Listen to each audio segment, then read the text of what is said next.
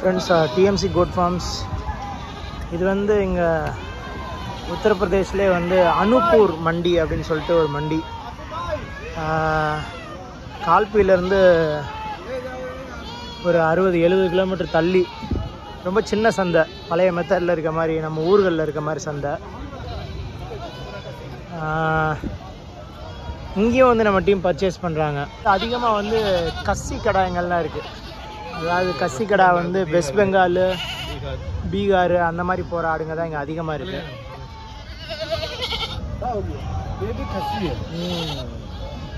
ये वाइट वाला ना? हाँ। कितना रुपये भाई 2 पीस? ये 2 कितने के आए मुझे? जब मालूम नहीं मुझे। लाट में आए कितने के? लाट में आप पूछोगे दो।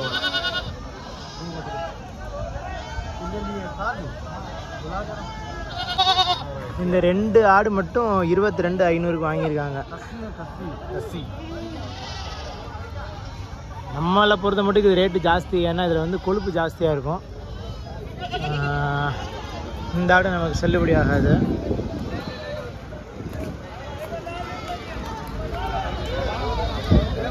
ரொம்ப சின்ன சந்தை. இங்கேருந்து வாங்கி ஒரு 100-150 ஆடு வாங்கி ஏற்றி இந்த மாதிரி சின்ன சின்ன வியாபாரிகள் வாங்கி எடுத்துகிட்டு போயிடுறாங்க. பெரிய வண்டிலாம் இந்த மாதிரி ஒரு வண்டி தான் வந்திருக்கு, மற்றபடி எதுவும் பெருசாக ஆடு இல்லை.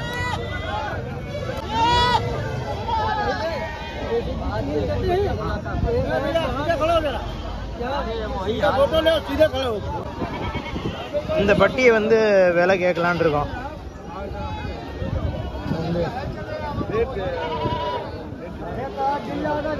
இந்த பட்டி வந்து விலை கேட்குறாங்க நம்ம ஆளு.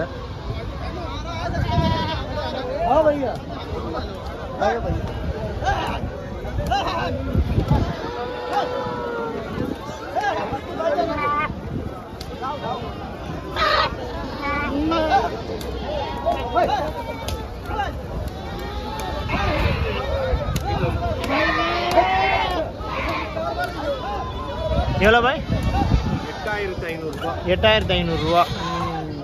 இது 24 கிலோக்குள்ளே தான் வரும். 24 கிலோ. அவ்வளோ நம்ம மதிப்பாக தான் 24 8,500 போட்டோம்னா இங்கேயே ரேட் வந்து 354 ரூபா வருது. இங்கேயே ரேட்டு 354 ரூபா வருதுங்கிறீங்க.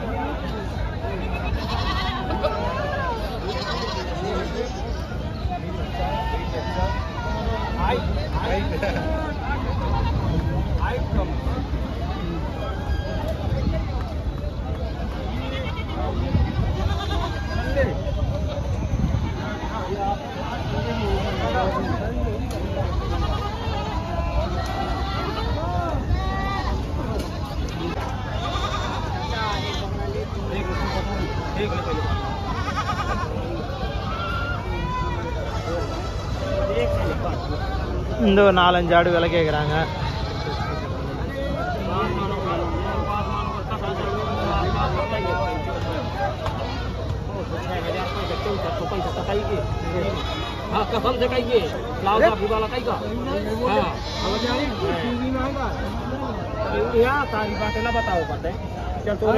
இது எவ்வளோ போய் பார்க்குறீங்க? 21 கிலோ லைவ் இருக்கும்.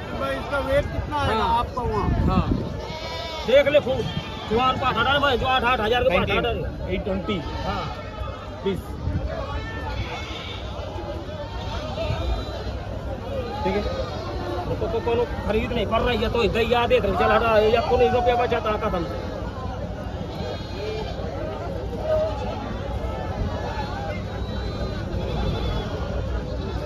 விலை பேசுகிறாரு அவர். நம்ம ஊர் மாதிரி தான், அந்த கையை உள்ளே கொடுத்து ஒரு ரேட்டு சொல்கிறாரு.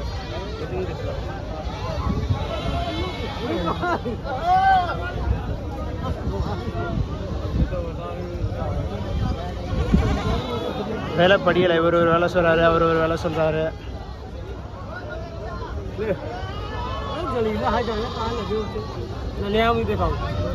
अरे बता दी ना, 1 रुपया कम नहीं है, मतलब बता दी रुपया कम नहीं हो। अरे बोले यहाँ तेरे सारा 64 के जाने का बोला जाता हूँ जब मेरी का बोला कसम से पैसा मला जाता तुमको जाबे करता नहीं होते के वो भाई कैसा चलो तो हम बता दें। நான் ஒரு ரேட்டு சொல்கிறேன்னு அவர் சொல்கிறாரு.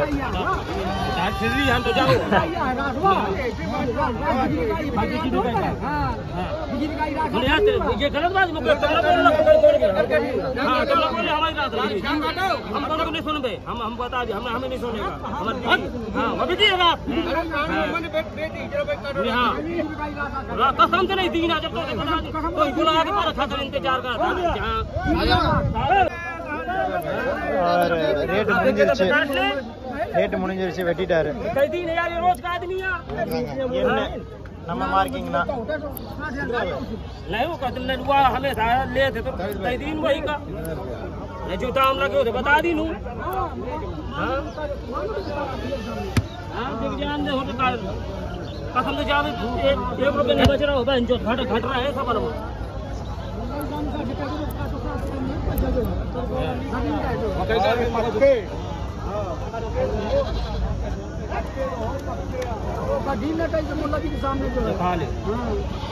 दिन तो काफी दिन तो दिन अभी यार रोज ले थे हमारा बाजार का वही इतने का देगा तो वही का नहीं दे 62 रूम लिख दो यार टोरी बाटे बिक रही है 6300 முடிஞ்சிருக்கு. जावेद भैया यार तो तुम इज्जत रखो हाँ जब क्या उधर में कोई पैसा नहीं मांग रहा हूँ नाटक कर अबे इतने में पूरा से काटा दूंगा लेना नहीं अरे 59 के लेंगे बात खत्म होगी कोई की पंचायत नहीं चलेगा तो थोड़ा दूर और जो धमके बात काम के नब दिखाओ इनकी हम 3 धन निकाल जाएंगे सिखाए उन्हें हमारे यहाँ हम स्वीकार नहीं करते बात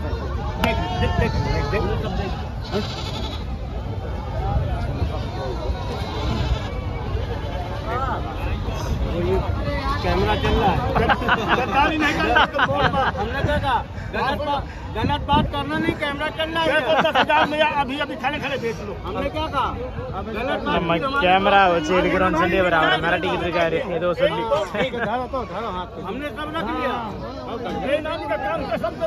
பாய் இதோட வெயிட் எப்படி இருக்கும் பாய்? வெயிட் எப்படி இருக்கும்? ஆனா எல்லா சைஸ்ல இருக்கு, சின்ன ஆட்ல இருந்து சிறுசுல இருந்து பெருசு வரை இருக்கு. 23 25 கிட்ட வந்து இருந்ததுலாம் 18 19.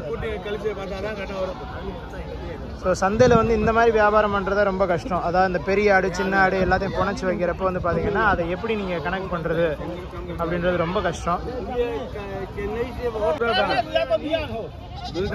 दांत